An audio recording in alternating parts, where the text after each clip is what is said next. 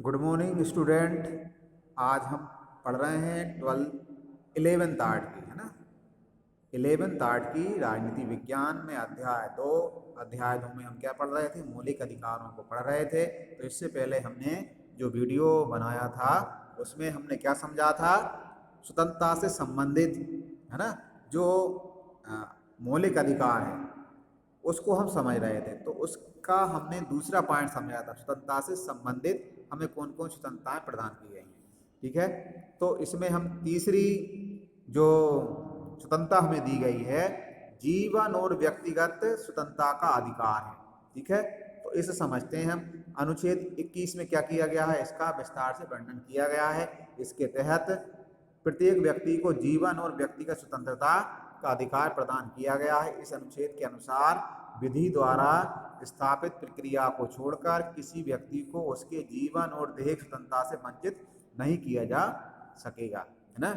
तो उसे क्या है, किसी भी व्यक्ति को ये अधिकार दिया गया है तो वो अपना जीवन जिस प्रकार से जीना चाहे, है ना, जिस प्रकार से वो रहना चाहे वो रह सकता है। इसमें किसी प्रकार से उसे रोका नहीं जाएगा, है ना।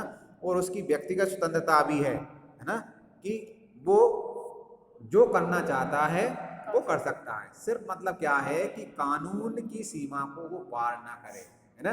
और वो जिस तरीके से अपनी व्यक्तिगत स्वतंत्रता चाहता है वो उससे उसे रोका नहीं जा सकता, है ना। वो कहीं भी आना जाना चाहता है, जो करना चाहता है वो कर सकता है।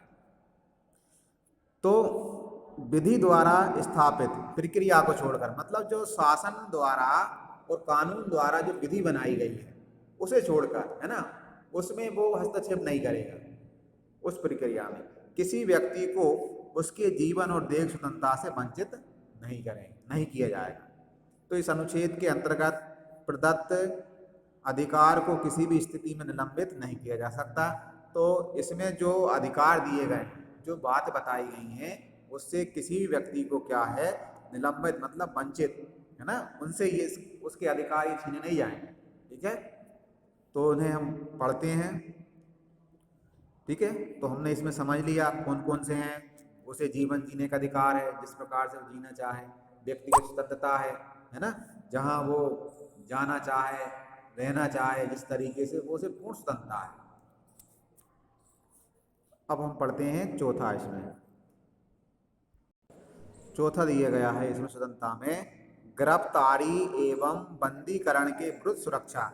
तो गिरफ्तारी और बंदीकरण के विरुद्ध सुरक्षा दी गई है कि मतलब पुलिस, मतलब जो है कानून हमें गिरफ्तार या बंदीकरण, बंदी बना के रखते हैं, तो इसके संबंध में हमें क्या है, कुछ स्वतंत्रताएं दी गई हैं, है ना। तो वो स्वतंत्रता क्या दी गई हैं कि अनुच्छेद 22 में ये स्वतंत्रताएं मतलब बताई गई हैं। तो पढ़ते हैं, गिरफ्तारी और बंदीकरण की स्थिति में दी जाने वाली सुरक्षा से संबंधित अनुच्छेद के अनुसार, है ना। अगर आपने कोई अपराध किया या नहीं किया है, उसके बाद मतलब क्या है, पुलिस आपको गिरफ्तार कर लेती है और बंदी बना लेती है, तो उसके संबंध में आपके क्या अधिकार हैं, फिर आप क्या कर सकते हो। तो इसमें दिया गया है कि गिरफ्तार या बंदी बनाए जाने वाले व्यक्ति को इसका कारण बताया जाएगा, है ना। कि ऐसा नहीं है कि आप मतलब घर में हैं और पुलिस आएगी आपको पकड़ के ले जाएगी, है ना। तो आप पूछ सकते हैं कि मुझे क्यों गिरफ्तार किया जा रहा है, इसका क्या कारण है ना। तो आप ये बात मतलब कारण उसे बताएगा कोई पुलिस वाला और आपको उसके ले जाएगा, है ना। एक बात ध्यान रखिए कि कभी भी कोई भी पुलिस किसी भी व्यक्ति को मतलब ले जाती है तो इसका मतलब ये नहीं है कि उसने अपराध किया है ना। पूछताछ के लिए भी, है ना, शक के लिए, शक के दायरे में आने पर मतलब ले जाती है, तो उससे मतलब कोई व्यक्ति अपराधी सिद्ध नहीं होता, है ना। दूसरा पढ़ते हैं, उसे विधि वेता से परामर्श की सुविधा दी जाएगी। तो मतलब अगर उसने कोई अपराध किया है या नहीं किया है तो उसे विधि वेता का मतलब है कि उसे जो कानून का जानकार है ना, जैसे वकील होते हैं, उनसे वो क्या कर सकता है, परामर्श ले सकता है। इससे उसे रोका नहीं जाएगा, है ना, ये उसका अधिकार है ना। अगर उसने अपराध भी किया है तो भी मतलब वो क्या है, कानून हाँ, कानून के जानकारों से, वकीलों से वो परामर्श ले सकता है, इसकी स्वतंत्रता है उसे। ठीक है। तीसरा है, उसे 24 घंटे के भीतर निकटतम मजिस्ट्रेट के समक्ष प्रस्तुत किया जाएगा।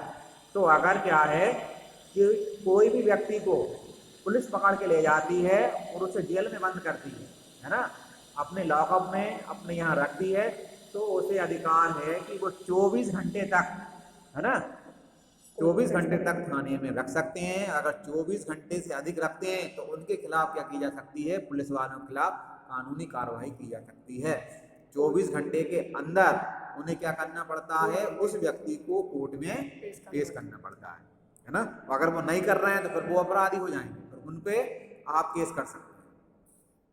उपरोक्त सुरक्षा दो श्रेणी के व्यक्तियों को उपलब्ध नहीं होगी।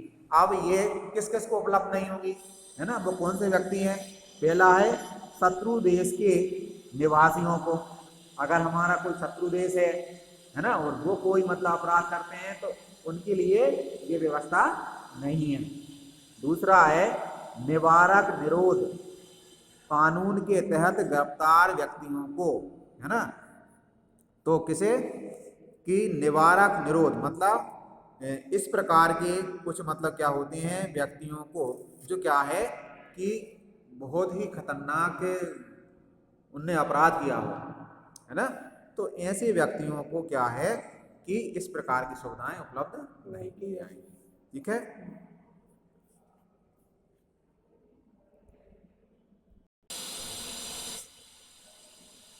तीसरा हम पढ़ते हैं शोषण के विरुद्ध अधिकार, है ना। शोषण के विरुद्ध अधिकार, अगर हमारा शोषण होता है तो हमें संविधान ने कौन कौन से अधिकार प्रदान किए हैं, है ना। तो शोषण के विरुद्ध अधिकार क्या दिए गए हैं? अनुच्छेद 23 और 24 में शोषण के विरुद्ध अधिकार से संबंधित कुछ उपबंध दिए गए हैं। पहला दिया गया है मनुष्यों के क्रय विक्रय का निषेध है ना।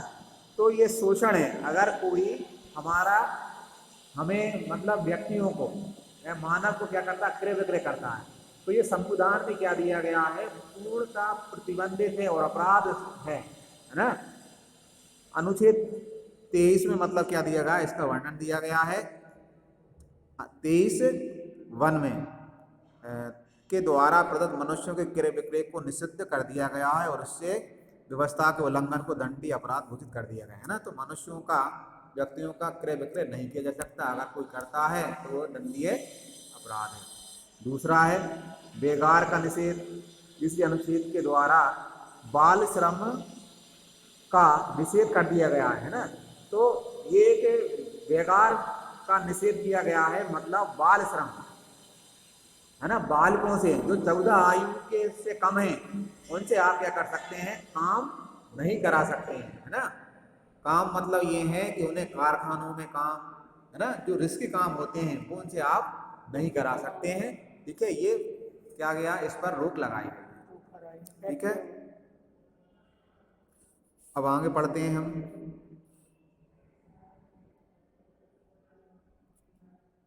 बाल श्रम का इसी के संदर्भ में दिया गया है, बाल श्रम का निषेध अनुच्छेद 24 में इसका वर्णन है के अंतर्गत 14 वर्ष से कम आयु वाले बच्चों को कारखानों, खानों या किसी भी जोखिम भरे काम में नियुक्त नहीं किया जा सकता, है ना।